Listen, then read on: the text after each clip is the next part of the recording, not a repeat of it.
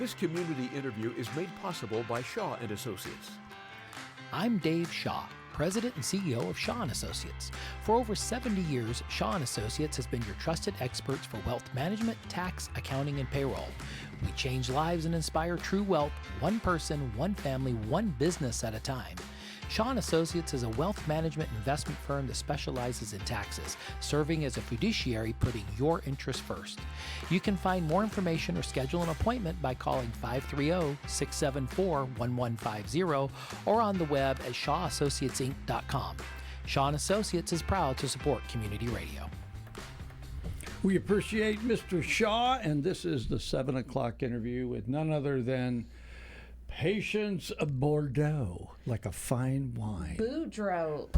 Did I say Bordeaux? You did. I thought I had Boudreaux down. I thought we worked on this. We have, but I will honestly answer to anything. Boudreaux, I'll do that. I mean, it's close enough. Nobody's called you that, have they? Yeah, because it ends with the X. Yes. Boudreaux. Yeah, well, I've had a bit of difficulty with fischetti. You know, it's actually in Italian to be fischetti. But it doesn't look like it would be fischetti, so yeah. No, well, and it's funny because when I was going to introduce you to Christina, I was telling her about you, and I realized I did not remember your first name. I was like, well, it's fish, but it's fischetti, so what's the first name? Nobody calls me Bob. There's one guy in the whole town that calls me Mr. Fischetti. One guy. But he knew my son when they were young men, and he's the owner of the Happy Viking. Really nice guy, Chris Drown, yeah. Chris is, so we're here today to talk about the golf tournament, and Chris and Sandy are one of our vendors. They're going to provide food. They're sponsoring the food portion, and so I was going to give them a shout out. They are amazing, wonderful people. They are beyond belief. They took that place by storm, and they haven't slowed down one bit, right? No, and it's really become a gathering place. I went to Jackie Silman's retirement party there, and they just did such a good job, like making it a space where the community can come and gather, and you could go. It felt a little bit like Cheers, someplace where everybody knows your name. Like you could walk in and probably find someone you know to sit with. I get that sometimes when I go in places, because how many people fish? How many people know? They have that name, so Christina, you're meeting fish for the first time. Yes, I am. And it's a great experience, isn't it? It certainly is. It's awesome, right? It's like Christina Heflen is the new manager of the emergency room. That's a lot. That's a lot. We have to pray for you every day. That's a lot. That's a big deal. It is, and I know she looks like she's only 25, but she has a lot of experience behind her. We're very lucky to have her. I was going to ask her, did it feel good to get out of those awkward teenage years? I wasn't going to, but she's probably heard that before. I have, yes. And Christina, how long have you been with the emergency department? I've been working with the emergency department for 9 years, and it's been an amazing experience serving this community. We see a lot of different patients. Mm-hmm. We have a 44-bed licensed emergency department. We serve Yuba, Sutter counties, Colusa County in Nevada, and even some patients from Butte. We see over 75,000 patients a year. So we see everything, yeah. And she's not going to brag because that's not who she is, but I will brag on her behalf. When they redid the hospital, they built the ED with the anticipation that by this time, we'd be at 50,000 patients. So we're 50% more patients are being seen in our ED than what they had anticipated or projected when that hospital the expansion was being designed. And that's amazing. They're able to do that because her team is flexible. They're very patient focused. We have very good relationships with local first responders to make sure we're triaging appropriately. Mm-hmm. And it's just, they are an amazing team that are in our ED, even at the size they built it, is about twice as big as you would expect in a hospital our size. Usually it's about 10% of your beds, and we have 221 beds and a 44-bed ED, so we're about double the size. But the hospital is only 221 beds? Not including the ED, yes. Wow. I thought it was bigger than that. It looks bigger. I mean, that's still it looks like Trump Towers. I just thought it looks like a big hotel, right? That's amazing. Yeah, I mean, that's actually a pretty big hospital for a region this size. Yeah, I mean, you wouldn't normally anticipate a hospital as big as Rideout, but because there's really not any others in this region, it meets a very broad geographic need. Yeah.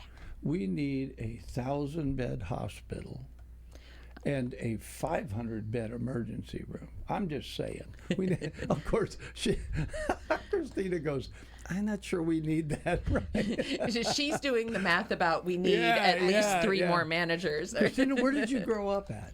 I grew up in Butte County. Oh! Yeah, so just north of here. Yeah. Yeah. And then so how did you get in the medical field? I mean, when you were a little girl, were you like putting Band-Aids on dolls and stuff? I mean, where did it start for you? So that's a great question. I wasn't putting Band-Aids on dolls, I promise you. Healing the cat. Not that there's anything wrong with that. No, not at all. And I encourage yeah. young minds to be interested in the medical field. I was actually primarily interested in veterinary medicine. And then you were bandaging the cat. In a way, yeah. Always, I think providing healing is very important, and that's what my inspiration was. And when I started going to school, I was very interested in science and medicine, and it just moved on from there. And now I work in the emergency department. That's just amazing. Yeah. I do wonder about that. You know, when we're younger, certain things pass through. We think, well, you know, I'd like to do that. I was going to be a professional baseball player. What happened? I think tryouts for the freewheelers is coming up. I asked them, I said, can I try out for, really, I said, I'd like to try out for shortstop. And the guy looked at me and he said, we already have one. It's like, I get it. No, there's just different things. I can see where that happens, but at some point you go, I'm doing what I want to do, right? And that makes all the difference in the world. Right. I want to do this. I want to make a change in people's lives. I want to, right. I can't tell you I wanted to do radio, but it sort of happened that way. But the Lord works in mysterious ways. You are exactly where you're supposed to be. Nobody grows up and says, I want to be a fundraiser. But if you want to impact causes, I'm not good with blood, but if I want to help heal people, this is the role that I can play. And, you know, we're very lucky with our associates at Rideout. They are dedicated to helping people. And I think because so many of them are local, like Christina, they get it that the person who's coming into the ED could be their neighbor, it could be a family member, it could be someone they don't know, but they are still this connection because of the community here. Mm-hmm. And I think that's what I get when I walk through the ED, that it's a tough job, but people are smiling. There's a sense of community about our staff in that department, and that's one of the reasons. So the golf tournament, our 35th annual, it's the Jade anniversary, if you just want it to get me anything, fish, is coming up on Friday, May 1st. And all the proceeds from this golf tournament are actually going to support patient initiatives in our emergency department. So that's why I wanted Christina to come and join me. This is my last radio spot before the tournament. And so I just wanted to share a little bit, because I think when people support a golf tournament, they think, oh, I'm supporting a golf tournament. You're not supporting a golf tournament. The golf tournament supports a program within the hospital. Mm-hmm. And so last year it supported surgery, the robot, and we were able to get the robot. That was awesome. It's really amazing. Although I was a little disappointed you didn't call the robot Guppy. You know, there was a lot of names we had to totally not even offer in the final vote off because they were licensed. They were trademarked. I didn't even think about that. But the golf tournament proceeds are going to support patient care initiatives in our emergency department. So, Christina, I want to talk about this just for a minute. And I know you've only been there 4 months, but you've been in the emergency department a lot longer. Correct. And over the years, I've been in there for several different situations. One's for myself, for my wife, and my oldest son. And I've noticed, because there's a span of time between the times I go in there, right? So it's like when you have a little nephew and you don't see them for a while and all of a sudden they're bigger. So I just want to say something changes constantly where whatever it is that you're doing to adjust the system and the process to get through, it's getting faster, right? You get seen faster, that questions are getting answered. So that administrative side, is that your fish too? Your fish. I share that with my entire team. But I mean, you're always developing that, not just Correct. the medical care, but the process is what I wanted to ask about. Absolutely. And I'm glad that you did ask about this, because this is a primary focus for our entire team. How do we get people seen faster, right? We don't want people waiting for long amounts of time. We want them to feel cared for and comfortable, and we want them to be in a clean environment when they join us. We want them to ask about their wait times. Obviously, we have to prioritize critical life-saving medicine for people that are coming in, and our patients in the lobby may not always see that, and ambulances that are coming in through the back. But what I do want them to understand is that they are our priority, being in the department, and we always want to prioritize the safest care for all of our patients. And like you said, our processes are improving. We're very forward-thinking and trying to come up with new ways of how to improve those wait times and how to improve the patient experience overall. All right, no laughing at this next question. No laughing. Okay. But I'm the one you need to lecture. Okay, but I sit here and watch the helicopter land on top, right? Mm-hmm. And I recently met and had a chance to interview. Matter of fact, he was on the air, one of the pilots for REACH. And I've always wondered, I should have asked him, right? It's an emergency. How do they get them from the top floor all the way down to the first floor quickly? Because the emergency room is on the first floor. It's not on the top of the building. Is there like a special elevator? Or? Yes. Yes. There is. I thought there had to be. And Scott Conley, who's our director of imaging, he worked at a hospital that would do a lot of creative fundraisers where you could, like for 4th of July, like bid on being able to do a party on the roof because the hospital was often the tallest building. And I said, I don't know if I'm going to be able to do that here, Scott. But the helipad, just being able to go up there and see. There was a video shot of a young man playing piano up there.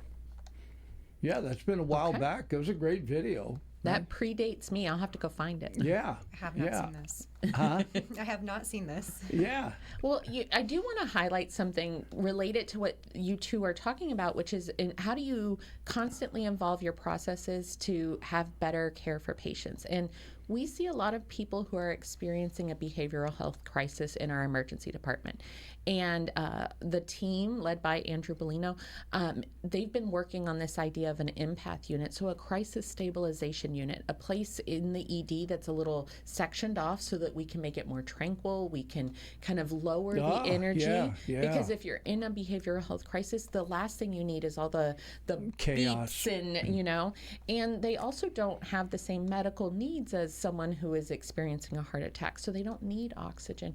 And so we're actually working on retrofitting an area of our ED so that we can increase the number of patients we can see in that area, but also better meet their needs by giving them a more tranquil space, perhaps better meet the needs of our other patients by not having kind of a mix of behavioral health and medical emergency side by side. So that's what we think a lot of the money from the golf tournament will go towards supporting, helping to get recliners for that space, helping to redo, because it's now set up. Wait a minute. Recliners? I want a recliner. Well, so the key is, but I get it. You don't need a gurney. We can fit 8 recliners in a space that maybe has 4 gurneys, and so it allows us to treat double the number of patients. That's amazing. And you have to do that, huh? You have to think outside the box, depending on who's coming in, and how do you separate that? That's brilliant. Was that your idea, patient? No, I cannot take any credit for this. It's Dr. Bellino, it's Casey, it's Christina thinking, how do we meet the needs of our patients? How do we do it safely? How do we do it that's really with an eye to how are they feeling about their care? And it's all based in that. And I am lucky because the golf tournament, we wanted to support them. And when we said, if you were going to have some money coming your way, what would it enable you to do? And that's really the power of donors, is that they can make transformative change happen, the hospital is always going to prioritize its spending on safety initiatives. But something that's really maybe about more patient experience, they're investing in those, but also donors have the ability to really up the ante on that. And so the golf tournament, we're excited to have some new things happening this year. So I talked about Chris and Sandy and the Happy Viking they're going to provide the food at our closing, and then they'll be at hole 15 if anyone needs refreshments.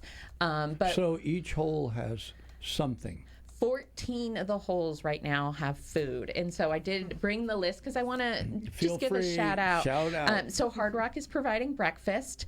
Cool Hand Luke's, Chaos Kitchen, Bigfoot Boba and Munchies, Pink Box Social, The Farmhouse Bakery, Argillian Sweet Tooth. I know I'm mispronouncing that, and I am so sorry. If you've been to any of the Taste of Yuba Sutter or Taste of the Region, they have been there, and it's very delicious snacks. Min and Moo, Cookie Tree, The French Whisk out in Sutter, Crazy for Nuts, Lamy Fusion, Little Pieces of Joy Sourdough, Sweet Soul Charcuterie, Live Well Yuba Sutter, which is the evolution of the Blue Zones project with Marnie Saunders, Cali Kitchen, and then Good Kneading Inc. They're providing, I think, some sourdough. We're just going to have some sourdough and dips. But so there's going to be small bites at each of the holes. So that's a change from years past. We're going to be able to kind of eat as you a progressive menu as you go across the course. And then we're also going to open up another change this year is that we're going to open up the auction to everyone. So it's going to be on a digital platform so everyone can bid on it. So even if you're not a golfer, like I'm not a golfer, you can still participate and help support the emergency department. You know, I don't know if you've been to the new virtual golf thing down here in downtown. I haven't been there yet, but that's cool. I am not a golfer. It was a lot of fun because I think the worse you are as a golfer, the better you did. So I really shone. I also. So how did that? Okay, so let me back up a minute. When is the golf tournament? It is Friday, May 1st at Peachtree Golf and Country Club. Okay, so it's about a month away. It is almost exactly a month. And then if somebody signs up, do they have to sign up as a foursome or can they sign up as an individual? So as of April 1, I am opening up if single golfers or duos or a team of four. So and if they don't want any of the sponsor benefits, we only have 9 teams left, room for 9 teams. Whoa. Yeah, so we've done a really good job with having sponsors come out and support the community through this golf tournament. But yes, so that they can call the foundation office, which is 530-751-4070. You can find information about the tournament at adventisthealthrideout.org/golf, GOLF. And so all the information's there. All of our contact information's there. If you want to sponsor, there's still time. And you're going to send me a flyer. I am going to send you a flyer. Info at 93Q Radio so that we can announce it here for the next 30 days. So. Yeah, no, that's awesome. It's going Christina, to be really exciting. I do not, but I will be there supporting the emergency department. You can be like me, right? Let's volunteer to drive the golf carts. Let's do it. Come on, we can do that. Yes, we can. You know, just for the tasting menu, you start to think, All right. I'm sure no one's ever driven a golf cart unsafely over there. I was a caddy, one of my first jobs, and they let us drive the golf carts. I don't think as a 14-year-old that was a wise idea. Yeah. But. My first tournament I ever went to, my cousin was a competitive golfer, college, or went to college on a golf scholarship. I went and he was going to tee off, and I went, "Go, Ben!" And his sister and my cousin was like, "What are you doing? You don't yell." And so that was how I was introduced to golf. That's how come golf announcers are like, "If he makes this 3-inch putt," and you're like, they're whispering, right? Yeah, that might be fun. This is going to be fun. fun. This is going to be a fun event. It will be. It's at Peachtree. It's at Peachtree, Friday, May 1st, so just a month away. And then we are going to, because it's supporting the emergency department, because I wanted it to be a little educational, we're going to do CPR demonstrations. We're going to do AED demonstrations, which is it allows you to kind of shock someone if they're going into heart attack, but we want you to know how to use it. So we'll be doing some education there on the course, but it's going to be a lovely day. We're so appreciative of everyone who has come out to support us already as a sponsor, as a provider of food, everybody who's already volunteering. If you're not a golfer but you'd like to volunteer, that form is also on our website. We need people. That makes this possible, and it's a great way to kind of come out, have a good day. We try and take really good care of our volunteers, and so it should be a great experience for everyone. Are you excited, Christina? I am. This is my first time attending, and I am impressed with the community support, and especially towards the initiative of our emergency department. I'm extremely grateful. Yeah. You know, it doesn't matter who you are. To know people appreciate what you do is huge. It is. It's huge for morale, and it's why, things don't always go right. We have a policy with our radio station that it's all LPFMs have it, and that is if you get bad service somewhere, right? You don't get on the air and go, well, I went to get, and then this happened, right? You don't do that because it isn't conducive to producing harmony in the community, right? Things happen. But how often do we hear something good happened? Yeah. Right? And so I try to do that because, man, I've had a lot more good experiences than bad ones, right? I mean, just great stuff has happened. And so, yeah, I'm really grateful. Well, congratulations on your promotion. Thank you. What's next? CEO of the hospital? What do you? I'm continuing to work in the role that I'm in right now. And You're a smart girl. Chris would welcome her. I'm fine. I don't need anything, but let me get this one. Yeah, this is really good. This is really good. Well, I appreciate all the improvements and honestly, Patience. Yes, sir. I didn't know about the foundation until it was a rodeo told me, oh, we have Friends of the Rodeo. I didn't realize there was foundations. Mm-hmm. And I also think people don't always understand that Adventist Health is a nonprofit. Mm-hmm. And the foundation is a nonprofit that supports different parts of the hospital. And in this time, it gets to be the emergency room. Yeah, so the Ride Out Foundation predates the relationship with Adventist Health. We do use Adventist Health Ride Out Foundation as our name now, but our mission is dedicated to the well-being of the community. So sometimes that's through support of the food bank. Sometimes, like when there's seasonal need and we're seeing spikes and such, we go to where the need is. But because the hospital is the only hospital serving this region, that's primarily where our focus is. Yeah. And it's really helped. I think I've told you this before. I'm a matchmaker. I take donors and what they're interested in and try and connect them to needs that the community has at the hospital. And everybody, I mean, whether you want to or not, I feel like everybody at some point is going to need the emergency room. And us having one that is so well recognized that I'm going to bring our stroke expert here because he just presented nationally about our partnership using AI and UC Davis and how we have actually proven statistically significant results on identifying early identification of strokes using AI and our partnership with the neurologist there. I don't think people know this, so I want us to shout, like our staff is so modest, and so I'm gonna be their biggest cheerleader and just kind of highlight how much they care about the community and how much they're trying to bring best practices here, so you don't feel like you have to drive a long ways. You don't have to drive to San Francisco to get excellent care. We actually, our cardiac programs rated 2 in the state by U.S. News and World Report. If you are having a heart attack, come to us. We are the place to go. And so I appreciate your willingness to let us be here, and Shaw and Associates, who are also a sponsor of the golf tournament. Yeah. And I'm sure, I don't even know if Dave plays golf. We'll have to find out. He hasn't registered his team yet, so he might have done it for other people to be able to play on his team. Yeah. You know, I had gone back in the military at 62, and I was down at a base in Southern California. And we were marching, and I started feeling like something wasn't right.